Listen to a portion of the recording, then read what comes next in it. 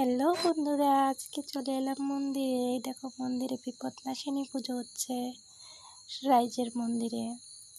এটা সব গ্রামেই করে। যার একটা ছেলে, তারা আর কি এটা আর কি বাড়ি বাড়ি গিয়ে টাকা তুলে বা চাল ডাল দেয় কেউ কেউ, এরকম করে পুজোটা করে আর কি। এটা বাড়ির টাকা দিয়ে হয় না, এটা তুলে পুজোটা করতে হয়। তাই আজকে হলো গিয়ে প্রচুর বৃষ্টি, তাই সবাই বৃষ্টিতে ভিজে ভিজে হলেও পুজোটা করছে আর কি। কী করবে, উপায় তো নেই। যেভাবে হোক পুজোটা তো সারতে হবে, বৃষ্টি হোক আর রোদই হোক, পুজো তো পুজোই হয়। পুজো করছে, আর আমি তো মন্দিরের ভেতরে ঢুকতে পারি না। আমাদের এখানে নিয়ম আছে, আমাদের বাঙালি মানুষের 7 মাসের টাইম আর কি মন্দিরে ঢুকতে পারে না, পুজো করতে পারে না।